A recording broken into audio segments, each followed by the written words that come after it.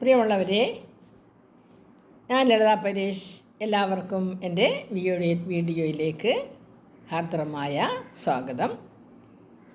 നമ്മൾ മനുഷ്യരെല്ലാം ഏത് ജാതിയായാലും ഏത് മതമായാലും ഏത് വർഗമായാലും ജീവിക്കുന്നത് ക്ഷേമം, സമൃദ്ധി, ഐശ്വര്യം അതിനേക്കാളുപരി അതിലൂടെയെല്ലാം ഒരു സന്തോഷമുള്ള ഒരു ജീവിതം ഉണ്ടാകണം എന്ന ആഗ്രഹത്തോടു കൂടി തന്നെയാണ്.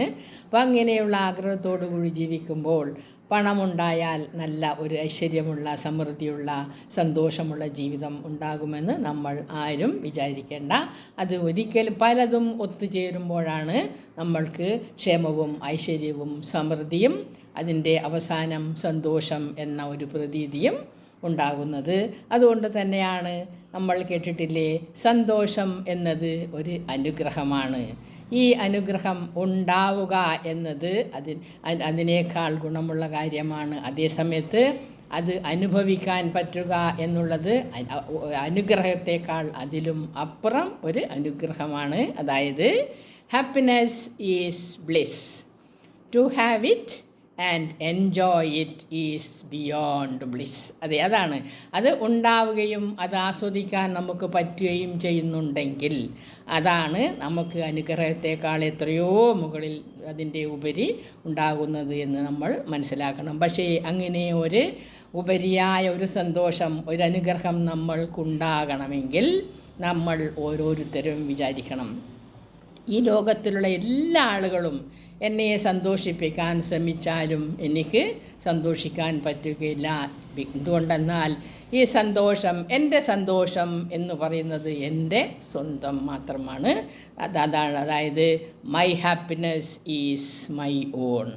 ആരെല്ലാം വിചാരിച്ചാലും ഞാൻ സന്തോഷിക്കണമെന്ന് ഞാൻ വിചാരിച്ചാൽ മാത്രമേ എനിക്ക് സന്തോഷിക്കാൻ പറ്റുകയുള്ളൂ. എന്തെല്ലാം ഉണ്ടായാലും ശരി, എൻ്റെ മനസ്സിൽ എനിക്ക് സന്തോഷിക്കണം എന്ന് ഞാൻ വിചാരിക്കണം.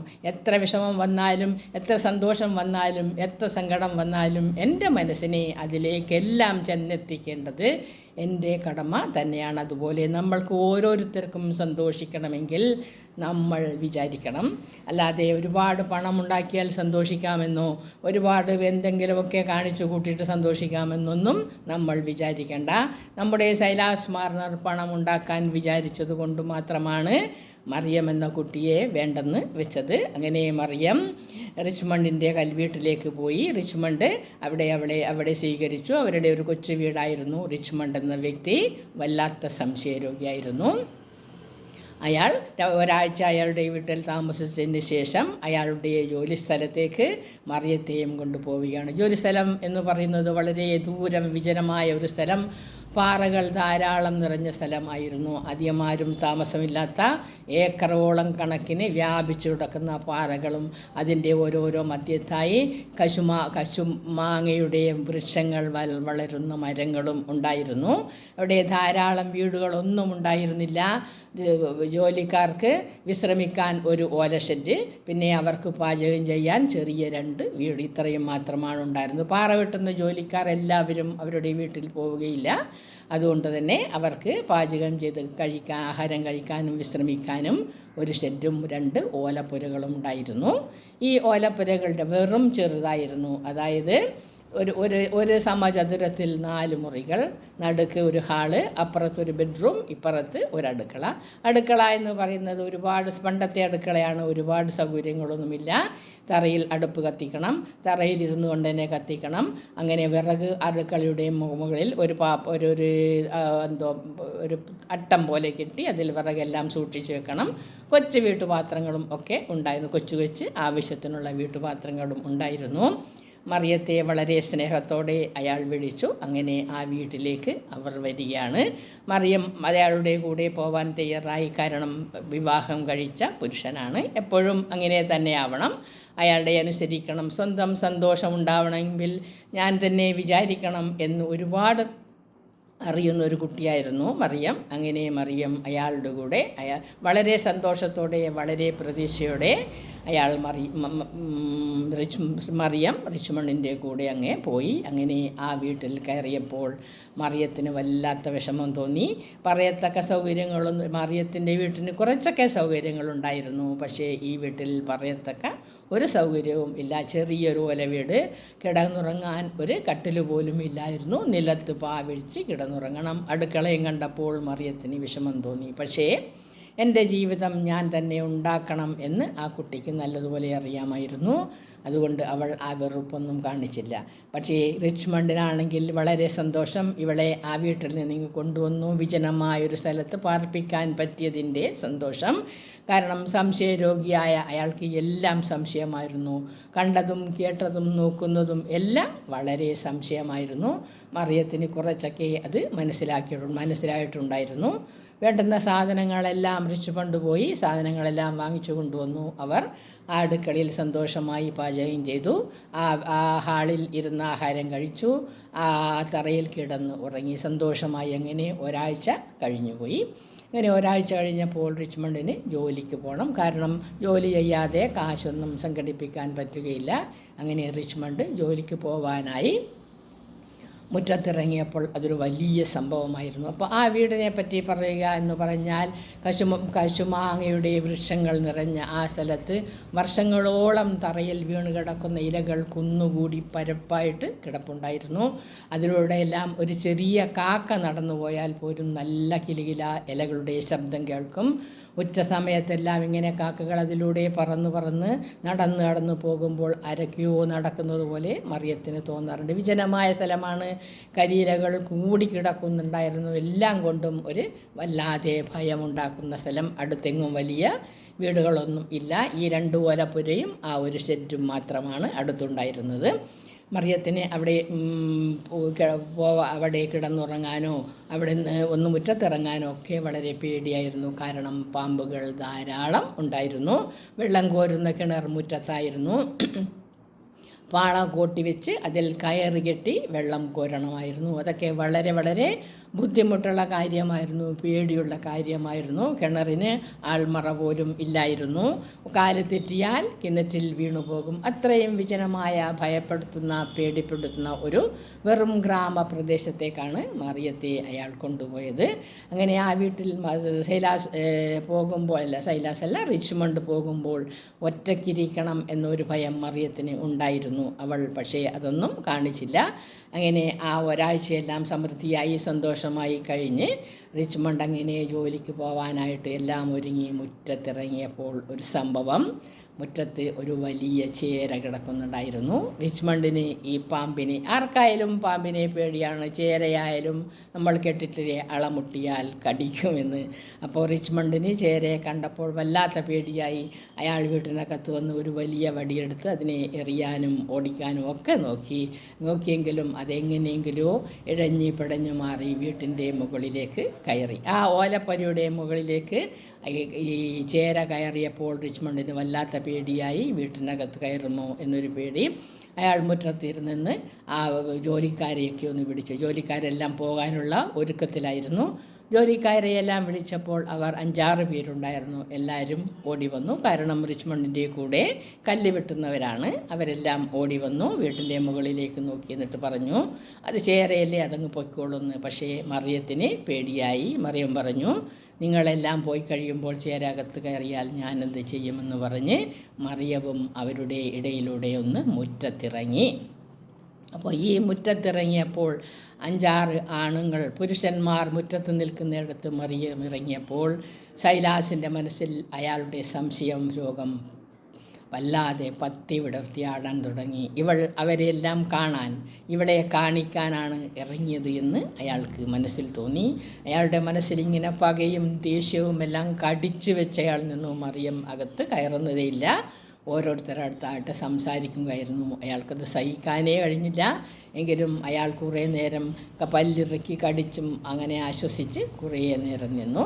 അങ്ങനെ എല്ലാവരും ബക്കറ്റ് വെള്ളം കോരി പുരപ്പുറത്ത് എറിഞ്ഞപ്പോൾ വെള്ളം പാമ്പിൻ്റെ ദേഹത്ത് വീണപ്പോൾ പാമ്പ് എങ്ങനെയോ ഇറങ്ങി പുറത്തേക്ക് പോയി. അപ്പോൾ എല്ലാ ജോലിക്കാരും മറിയത്തോടും സൈലാസിനോടും റിച്ച്മണ്ടിനോടും യാത്ര ചോദിച്ച് പോയി. പക്ഷേ മറിയത്തോട് അവരെല്ലാം സ്നേഹത്തോടെ യാത്ര ചോദിച്ച് പോയപ്പോൾ, കാരണം അവിടെ താമസത്തിനൊന്ന ഒരു പെൺകുട്ടിയാണ്, കാണാൻ കുഴപ്പമില്ല, നല്ല കുട്ടിയാണ്, എല്ലാവർക്കും അവളോട് സ്നേഹം തോന്നി. അതിനേക്കാളുപരി റിച്ച്മണ്ടിൻ്റെ ഭാര്യയായിരുന്നു. ഒന്ന് പരിചയപ്പെടുന്നതും സ്നേഹിക്കുന്നതും നല്ലതാണെന്ന് അവർക്കെല്ലാം തോന്നിക്കാണും.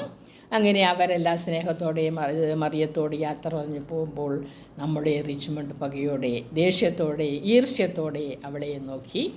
ഒന്നും വേണ്ടിയില്ല, അവൾ അകത്ത് കയറാൻ പറഞ്ഞു. അവളോട് കയറാൻ പറഞ്ഞു. കയറി. ആ മനുഷ്യൻ ചെയ്ത പ്രവൃത്തി എന്തെന്നറിയണ്ടേ? അയാൾ ആ വീട് പൂട്ടി.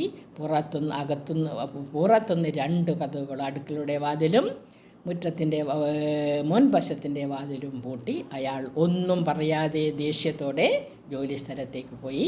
അപ്പോൾ മറിയം വിചാരിച്ചു അയാൾ ഉച്ചക്ക് വരുമായിരിക്കുമെന്ന്. അങ്ങനെ അവൾ അടുക്കളയിൽ കയറി. പൂട്ടിയ വിവരം അവൾ അറിഞ്ഞു, അവൾ കാണുകയും ചെയ്തു. പക്ഷേ അവൾ ഒന്നും പറഞ്ഞില്ല. ഒന്ന് നിലവിളിക്കുകയോ പൂട്ടല്ലേ എന്ന് പറയുകയോ ഒന്നും ചെയ്തില്ല. ആ മനുഷ്യൻ ചെയ്യുന്നത് എന്താണെന്ന് വെച്ചാൽ ചെയ്യട്ടെ എന്ന് അവൾ വിചാരിച്ചു. അങ്ങനെ അയാളങ്ങ് ദേഷ്യത്തോടെ നടന്നുപോയി. മറിയം അടുക്കളയിൽ ചെന്നു. അടുക്കളയിൽ നോക്കിയപ്പോൾ കുറച്ച് പാത്രങ്ങളുണ്ട്. വെക്കാനുള്ള സാധനങ്ങളെല്ലാം കുറച്ചുണ്ടായിരുന്നു. അവൾക്ക് അറിയുന്നതുപോലെ സന്തോഷമായി അവിടെ ഇരുന്നു പാചകം ചെയ്യാൻ തുടങ്ങി. ഉച്ചക്ക് വരുമല്ലോ എന്ന ആശ്വാസത്തിൽ അവൾ ചോറും കറിയും. അവൾക്ക് നല്ലതുപോലെ പാചകം അറിയാമായിരുന്നില്ലെങ്കിലും അവളുടെ പരിചയത്തിനൊത്ത് അവളുടെ അമ്മ അവൾക്ക് പറഞ്ഞു കൊടുത്ത ചെറിയ അറിവിനനുസരിച്ച് അവൾ ഓരോന്നും പാചകം ചെയ്തു. ഒരു ഉച്ചക്കൽക്ക് അവർക്ക് 2 പേർക്കും കഴിക്കാൻ ചോറും കറിയും, 2 കറിയും ചോറും നല്ല ഭംഗിയായി വെച്ചു. അങ്ങനെ ആ ഹാളിൽ കൊണ്ട് അടച്ചു വെച്ചു. അങ്ങനെ ഈ ഉച്ചവരെ ഇരുന്നപ്പോൾ സത്യം നമ്മൾ ആലോചിക്കണം. അവരുടെ കിണർ പുറത്താണ്, കുളിക്കുന്ന കുളിപ്പര പുറത്താണ്. ബാത്റൂമിൽ പോകണമെങ്കിൽ അകത്ത് ബാത്റൂം ഒന്നും ഇല്ല. ഈ മറിയം എന്ന കുട്ടി എന്ത് ചെയ്തു എന്ന് നമ്മളെല്ലാം ആലോചിക്കണം. ഒന്നുമില്ലെങ്കിലും അവൾക്ക് ബാത്റൂമിൽ പോകണമെന്നും ഒന്ന് മൂത്രമൊഴിക്കണമെന്നും ശരിക്കും തോന്നിയിരുന്നു. പക്ഷേ എന്ത് ചെയ്യണം എന്ന് അവൾക്കറിഞ്ഞില്ല. കുറേ നേരം അവൾ പിടിച്ചൊക്കെ നിന്നെങ്കിലും പറ്റിയില്ല. അതുകൊണ്ട് സത്യം പറയട്ടെ, അവൾ അടുക്കളയിലുള്ള ഒരു പാത്രം എടുത്തു വെച്ച് അതിൽ മൂത്രം ഒഴിച്ച് അടച്ചു വെച്ചു. എന്നിട്ടും അവൾക്ക് റിച്ച്മണ്ടിനോട് ദേഷ്യമേ തോന്നിയില്ല, ഒരു ദേഷ്യവും തോന്നിയില്ല. ആരും ഉച്ചയായിട്ടും വന്നില്ല. അപ്പോൾ ഈ കരിയിലയിലൂടെ പല കൊച്ചു മൃഗങ്ങളെല്ലാം ഇങ്ങനെ നടന്ന്, പൂച്ചയും കുറുക്കന്മാരുമെല്ലാം പകലും നടക്കുന്നുണ്ട്. ആ കതകടച്ചപ്പോൾ അവൾക്ക് വല്ലാത്ത പേടി തോന്നി. വീട്ടിനകത്ത് ഇരുട്ടാണ്. അതിനകത്ത് വെളിച്ചം വേണമെങ്കിൽ ചെറിയ വിളക്ക് കത്തിക്കണം. വിളക്കിൽ ഒരുപാട് മണ്ണെണ്ണയൊന്നുമില്ലായിരുന്നു. അതുകൊണ്ട് പകലൊന്നും അവൾ വിളക്ക് കത്തിച്ച് വെച്ചതില്ല. നല്ല കൂരിരുട്ടുള്ള മുറിയായിരുന്നു. അവൾ ഉച്ചക്ക് പാചകമെല്ലാം ചെയ്തതിന് ശേഷം കുറേ അവിടെ ആ ഹാളിൽ വന്ന് വിശ്രമിച്ചു. അവളുടെ മനസ്സിൽ വിഷമമോ വേദനയോ ഒന്നും തോന്നിയില്ല. അവൾ വിചാരിച്ചു ഓരോരുത്തർക്കും അങ്ങനെയുള്ള സ്വഭാവമായിരിക്കാം. അത് അഡ്ജസ്റ്റ് ചെയ്ത് ജീവിച്ചു പോകാനാണ് ഞാൻ കൂടെ വന്നിരിക്കുന്നത്. അതുകൊണ്ട് എൻ്റെ ജീവിതം ഞാൻ പാഴാക്കി കളയരുത്. എൻ്റെ ജീവിതം എനിക്കുള്ളതാണ്. ഞാൻ അത് ജീവിച്ച് തന്നെ തീർക്കണം. അല്ലാതെ വൈരാഗ്യവും ദേഷ്യവും പിടിച്ചുകൊണ്ടിരുന്നാൽ ഒന്നും നടക്കില്ല എന്ന് നമ്മൾ മനസ്സിലാക്കി. അവൾ അങ്ങനെ ഉച്ചയാവോളം കാത്തിരുന്നു. 1 മണി കഴിഞ്ഞു, 2 മണി കഴിഞ്ഞു. സമയം നോക്കാനൊന്നും ഒരു സ്ഥലവുമില്ലായിരുന്നു. പക്ഷേ സൂര്യൻ പോകുമ്പോൾ വീട്ടിൻ്റെ നിഴലുകൾ ഇങ്ങനെ മാറി മാറി മാറി അങ്ങനെ പോകും. അത് നോക്കി അവൾ സമയം മനസ്സിലാക്കുന്നുണ്ടായിരുന്നു. അങ്ങനെ ഓരോ സ്ഥലത്തെത്തിയപ്പോൾ അങ്ങനെ 2 മണി കഴിഞ്ഞു, 3 മണി കഴിഞ്ഞു, 4 മണി കഴിഞ്ഞു. അവൾക്ക് വല്ലാതെ വിശക്കുന്നുണ്ടായിരുന്നു. അതുകൊണ്ട് തന്നെ അവൾ റിച്ച്മണ്ട് വരാൻ കാത്തിരുന്നില്ല. വെച്ച ആഹാരത്തിൽ കുറച്ചെടുത്ത് കഴിച്ചിട്ട് ബാക്കിയെല്ലാം ഭംഗിയായി വൃത്തിയായി അടച്ചു വെച്ചു. കുറച്ച് നേരം ആ ബെഡ്റൂമിൽ ഒരു വിരിച്ച് റെസ്റ്റായിട്ട് കിടന്നപ്പോൾ അവൾക്ക് ഉറക്കമേ വന്നില്ല. കാരണം വെളിയിൽ ആ കരിയിലൂടെ എന്തൊക്കെയോ ഓടുന്നതായും പടപടാ ശബ്ദങ്ങളുണ്ടാക്കുന്നതായും അവൾക്ക് തോന്നി.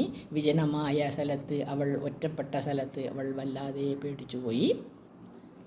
അങ്ങനെ 4 മണി കഴിഞ്ഞു, 5 മണി കഴിഞ്ഞു, 6 മണി കഴിഞ്ഞു. എന്നിട്ടും ഈ റിച്ച്മണ്ട് വന്നില്ല.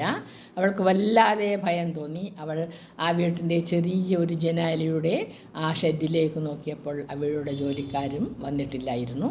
അതുകൊണ്ട് അവൾക്ക് ആശ്വാസമായി. അങ്ങനെ അവൾ കുറേ നേരം വീണ്ടും ഇരുന്നു. മണ്ണെണ്ണ വിളക്കൊന്ന് കത്തിച്ചു. സന്ധ്യ കഴിഞ്ഞു. 7-7:30 മണിയായി. എന്നിട്ടും ആ ശൈലാസ് വരാത്തപ്പോൾ റിച്ച്മണ്ട് വരാത്തപ്പോൾ അവൾക്ക് പേടി തോന്നി. ഇവിടെ ഈ വീട്ടിലാക്കി അവൻ പോയതാണോ എന്ന് പോലും അവൾ വിചാരിച്ചു. പക്ഷേ പോയതായിരുന്നില്ല. അയാൾ വന്നു. വരുമ്പോൾ അയാളുടെ കയ്യിൽ എന്തൊക്കെയോ സാധനങ്ങൾ ഉണ്ടായിരുന്നു.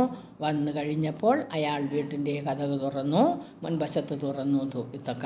മറിയ ഓടിച്ചെന്ന് അയാളുടെ കയ്യിൽ നിന്നും സാധനങ്ങളെല്ലാം വാങ്ങി. അയാൾ വിചാരിച്ചു മറിയ വലിയ ദേഷ്യത്തിൽ അവിടെ ഇരിക്കുമായിരിക്കുമെന്ന് വിചാരിച്ചു. പക്ഷേ മറിയ സ്നേഹത്തോടെ ഭർത്താവിൻ്റെ കയ്യിൽ നിന്നും സാധനം വാങ്ങിച്ചു, പണിയായുധങ്ങളെല്ലാം വാങ്ങിച്ചു, ആ മുറ്റത്ത് വെച്ചു. എന്നിട്ട് അവൾ അകത്തുപോയി. അപ്പോൾ വൈകുന്നേരം തന്നെ അവൾ അയാൾക്ക് കുടിക്കാനുള്ള കാപ്പിയും ഉണ്ടാക്കി വെച്ചിട്ടുണ്ടായിരുന്നു.